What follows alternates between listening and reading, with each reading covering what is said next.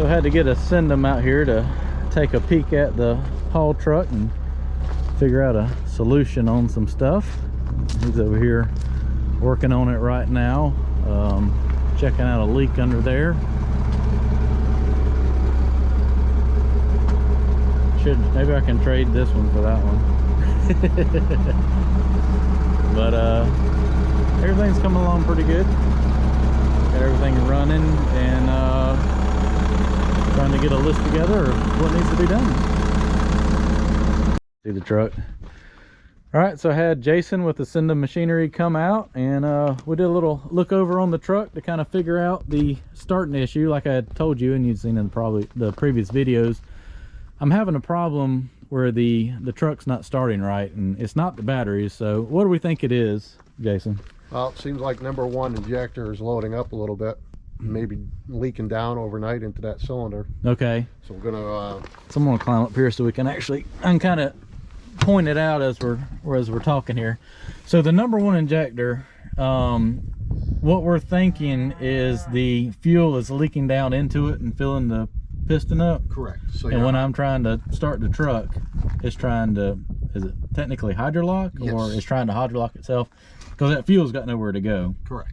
So as I'm spinning it over, after you spin it over enough, I guess the starter's building up enough pressure to push the fuel out. Well, yeah, it's squeezing it through the valves. Okay. Pushing it past the rings a little bit. And once it gets to a certain point, it's got enough fuel out where it'll spin over, build compression, and start.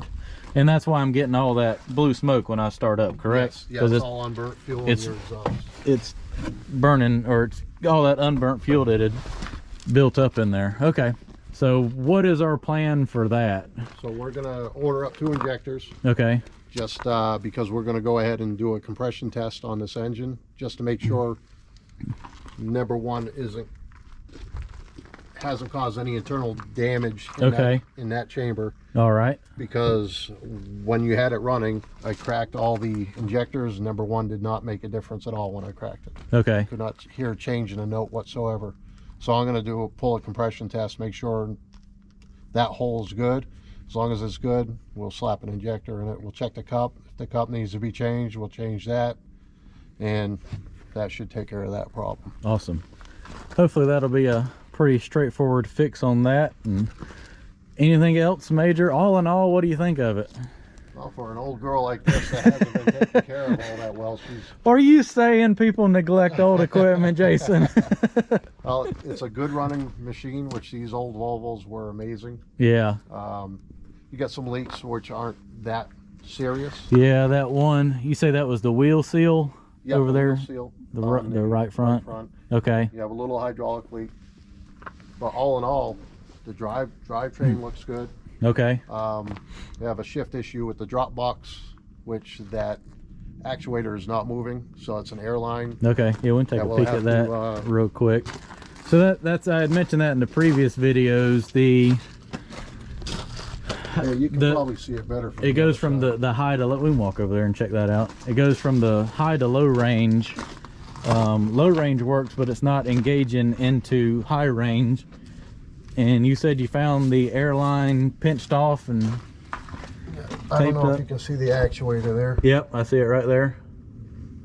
And there's if you look, the bottom fitting has no airline on it. Okay, yep. And if you look up a little bit higher, it looks like the airline's pinched. Oh yeah, they got a zip tie around it. Yeah. Well, hopefully that...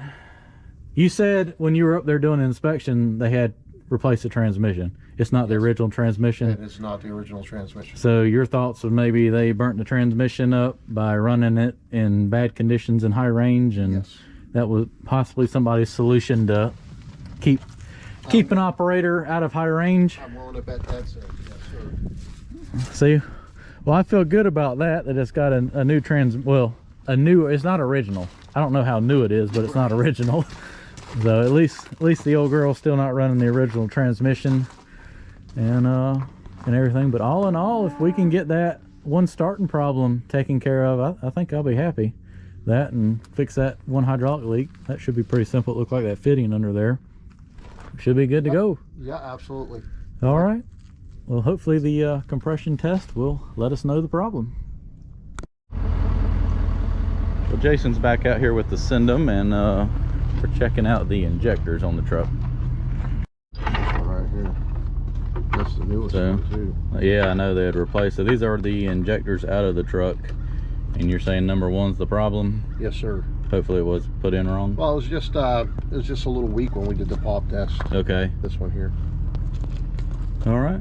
So what's the plan for today? Well, as long as the rain holds off, we're going to do a compression test on it.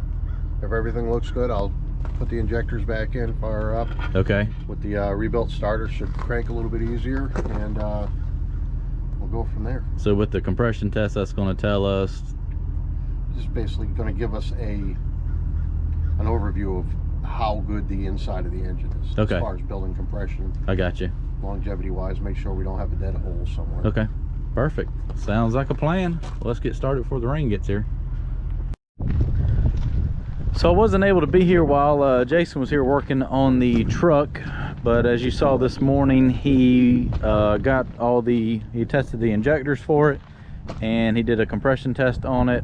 I swapped the starter out on it. Big old starter right here is very heavy and very awkward to get in place, but we're thinking hopefully that starter was the problem. He did the compression test on it.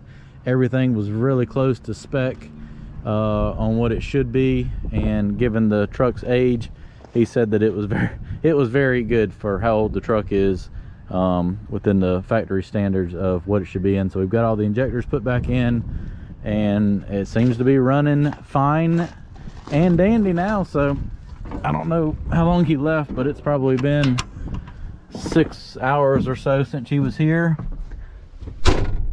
Let's see what the truck does.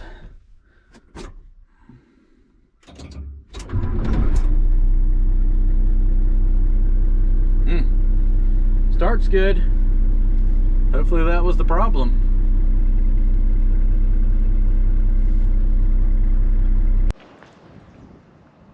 Well, the Sendum is back out here today. We are working on the haul truck. So we're under the truck here, and we got to reseal the back of the hydraulic pump and take some hoses off to get it out. And one of the big suction hoses is pretty bad shape, so I'm going to go get that replaced, since it's got to come out of the way to get that pump off. And we don't need any pinholes getting in the suction hose and possibly sucking air and burning the pump up. So we'll see if we can get to the other end of that hose and get it off and start working on that pump. Oh yeah, that's a lovely hose there, isn't it? Sure. Yeah, that wasn't long from having a bad day there. You know, it's all taped up and everything. Oh yeah. Would you say that's original? All right, well I guess I need to go get one of those made, and hopefully we'll get started on that pump. All right, so working on the exhaust now. I got to fix that bracket, remount it right here, and replace this coming down. It's split pretty good, and the exhaust is leaking out, so got the new parts and clamps to redo this. We get those bolts broke loose, and go ahead and replace this section of exhaust pipe. All right, pulling out the exhaust now. There it goes.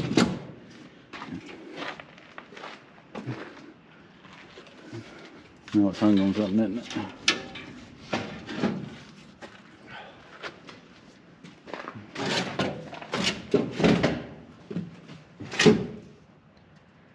It's free over here. All right, we got that bad boy drug out of there, and got to replace that side, and that's the side that was leaking, rotted out. Got the new one in here, and I'm missing I got to get the gasket for that. That one wasn't much left of it. So I got a new flex pipe and a new 90 right here to go into there. I got to get some new bolts. One of them broke, and get all that put back together, and that should, I got to get my got to take that off, and I should have a new rubber bushing to put in there and get that exhaust or muffler mounted back right here to where it needs to be, and bolted in place. Well, I got a hose that looks a lot better than the one that come off. Is it fairly flexible? Yeah, it's flexible and clean. So that's the main suction hose for the hydraulic pump. Lay that down. About an 1.5 hose. 2 1/4 inch fittings. Big boy. Finished getting this exhaust stuff put back together. Alright, well, I went and got a new suction hose for the pump. And Jason got the seals on that resealed while I was gone getting this massive hose. And we decided it was best to go ahead and change that. So he's going to get that hooked back up. And top this bad boy off with a little bit of oil. And she should be ready to go. I'm going to, once we get everything put back together and some oil put in here, is run up there to the house and power wash all this off before we bolt everything back up real good.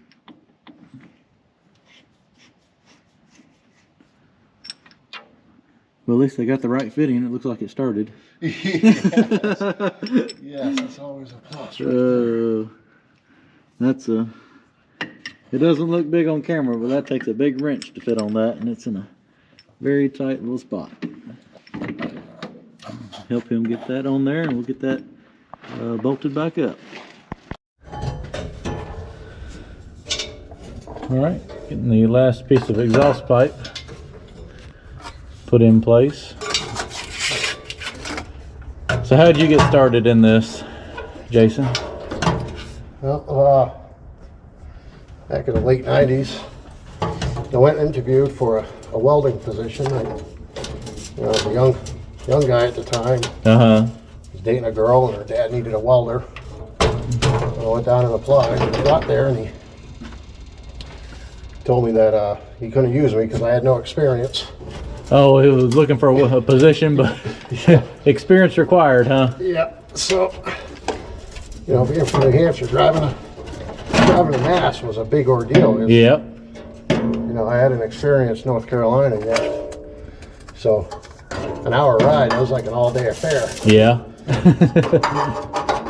He introduced me to the assistant manager on the equipment side. Okay. Komatsu dealer at the time. And talked to them for about 2 hours, and they hired me on the spot. I just told them I wanted a chance. I wanted to get into the industry, and I've been doing it since. And the same dealer I started with, they owned a Volvo dealer. And was this still when you were in New Hampshire? Yeah. Okay. This was in Massachusetts, but I lived in New Hampshire. Okay. The dealer there, they owned Komatsu and Volvo, but under different names, same owner. I went over and filled in at the Volvo side and fell in love with the equipment. The challenge of it was a lot more. Well, you were saying the other day. I mean, you've been working with Volvo since like this truck come out. Yeah, well, not since the truck came out, but when these were new. When these were new trucks out in the world. Yes, sir. So I've been with the Volvo product since '96. Okay. 98. Well, this is a '99, so I mean you've been there when this truck come out. Yeah. Pretty much. Yeah, the C models were new when I was still a young Padawan on this. But then you said how'd you end up in Florida? Winter of 2004. Okay. A little warmer weather. Yeah, I got tired of the cold. Working outside in the cold, it was getting harder and harder to get motivated to do so. Yeah. So I moved to Florida in 05. Spent my first winter down there. I was like, yeah, I'm not going back. I had actually gotten out of the equipment game for for a while when I was down there. Started my own business and stuff. Okay. And I saw the opening for a mechanic at the local Volvo dealer. I jumped at it and figured that's where it's supposed to be. It just felt right. Yeah. And I did pretty well down there. And then we moved up here and went back in a truck, and here I am. Still working on the same? Yeah. Same old C model. Yeah. Yes, sir. Oh gosh. Yeah, I always like to talk to people and just kind of see how, where you know, where they come from, how they fell in love with doing what they do. It's like when I grew up doing the, you know, my grandfather had the business there, and you know, I'm just 5, 6, 7 years old. You know, that's the coolest thing in the world, being out to go on the job site with all these machines and everything, and yes, sir. And you just fall in love with it. You do, and I'll tell you, I didn't think the day would come where I didn't get excited about operating it anymore, but it did. Yeah. It did come. Nowadays, I'm an older guy. When I fix something, I usually tell the operator, go run that, see how it is. You climb up there. Yeah. But it's still pretty neat. My kids love seeing pictures of what I work on a daily basis. Oh yeah, well there's just so much different variety. I mean, one day you might work on this, and then you know the next you might be, you know, a completely different machine, and that little burr right there. Yeah, I'm gonna have to cut that off.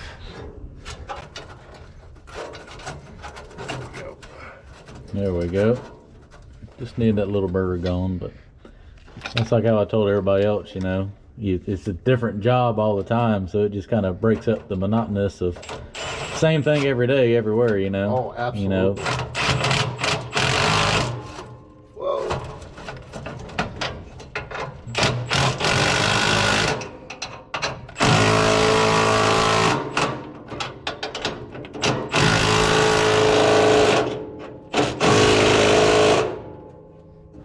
You'll work on this job site for a few days and go to another one, and just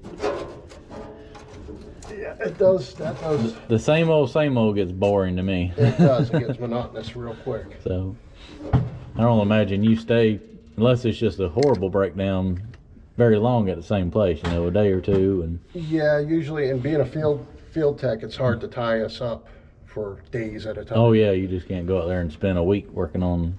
Well, you can if you got to, but Yeah, but if it's that major, it goes to the shop. they try to do that because of, as it is right now, most customers, we have to tell them we're a week or so out. You put one guy on a job for a week, now you're shorthanded by one guy. Now you gotta Exactly. push people out even further. And it's just, it's not fair to the customers to have to do that. So we try to, if we can't do it within a day or two, we try to ship it to the shop.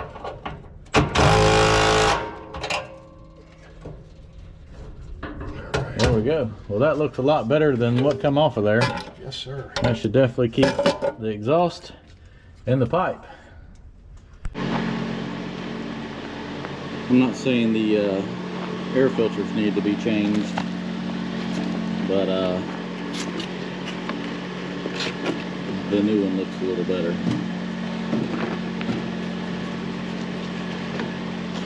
Get those changed and do the other side. You saying this side isn't any better, Jason? No, Oh sir. God. You saying somebody was not up on the maintenance on the air filters, huh? That's it. Well, we'll be breathing clean air from now on, won't we? Swap those bad boys out with the new ones. Be good to go. Well, that means a job well done, doesn't it? Job done. How'd you get so dirty? Just roll around, it makes me look like I I've been know, busy I all know. day. Hey, at least you know you did something today, right? Yes, sir. Oh boy, so. Yes, sir. Well, I greatly appreciate that. She should be good to go now. I'm gonna take it up there and power wash everything off, and you get to go home and power wash yourself off, right? That's it. That's it. So I greatly appreciate it. Thank you. Thank Have a you. good one. You too.